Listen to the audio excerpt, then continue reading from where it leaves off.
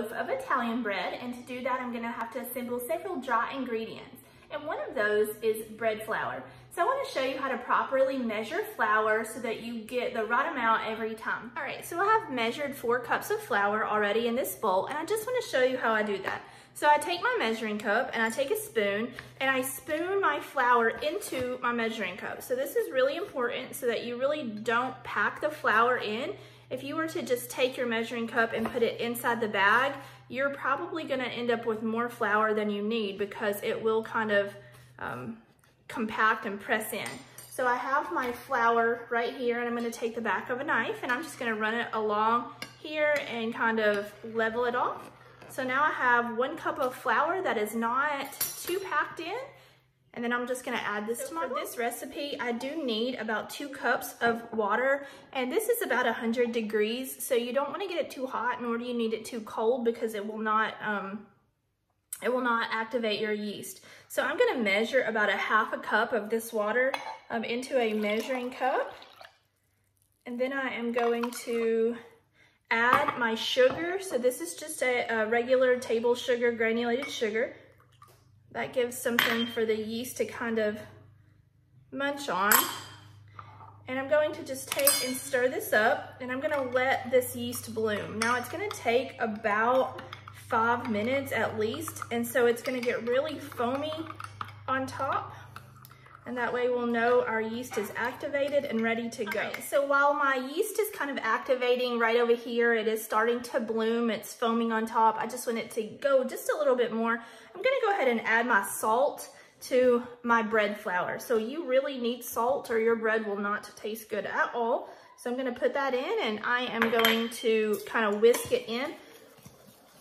Salt will kill the yeast, so I don't wanna just dump it into this liquid right here.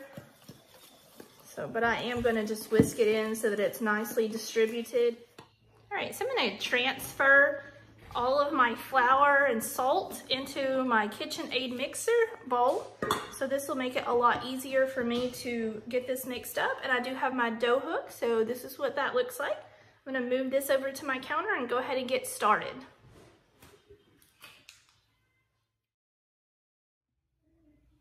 All right, so this is my bread flour and salt in my KitchenAid mixer bowl. I'm gonna go ahead and turn on my mixer and let it go ahead and get started, and I'm gonna add my liquid ingredients. So this is the yeast and water mixture with the sugar. I'm gonna put that in there. I'm gonna add the rest of my water. So it was about 2 cups total.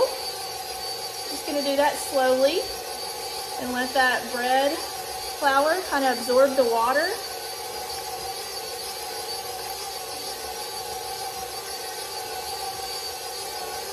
And then I have a little bit of vegetable oil. This is 2 tablespoons. That's just the rest of my yeast mixture. I'm gonna turn my mixer off, and I'm just gonna scrape down the sides. It's really important that you turn off your mixer. Please don't ever put a spatula or anything inside of a moving mixer. That could damage your mixer. These are kind of expensive for you to be replacing. And turn that back on and let it go for about 8 minutes, and so that it can really develop the gluten in the flour.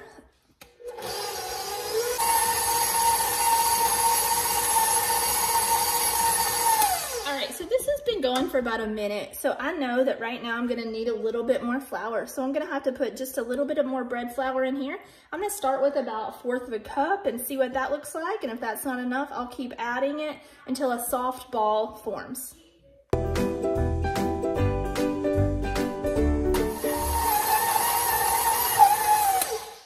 All right, as you can see, it started to pull away from the edges of the bowl, and that's kind of what we want. So I'm just gonna let this go for about 5 more minutes. So I'm gonna take this out and transfer it to a lightly floured surface and hand knead it for about 2 minutes.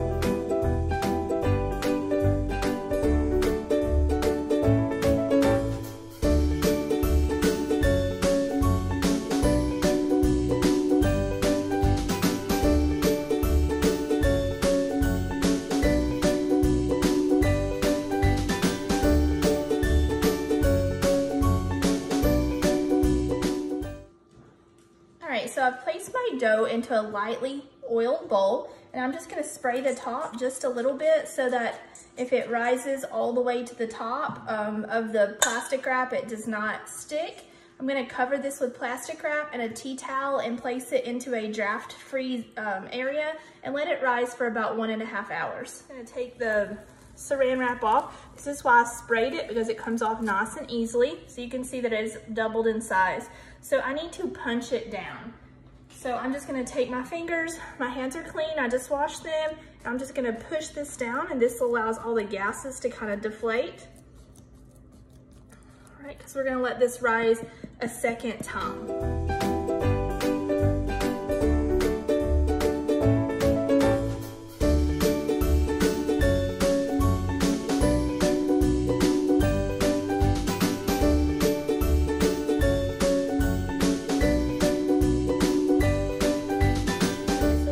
That I transferred to my baking sheet. If you do not have a pizza peel to transfer that big piece of risen dough, do this prior, so it would be a whole lot easier if you transfer it to here before you let it rise the second time.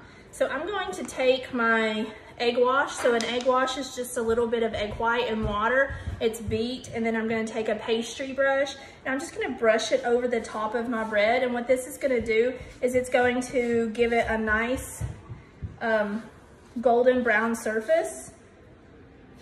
And I'm gonna sprinkle it with a little bit of sesame seeds, and then they'll stick to this mixture.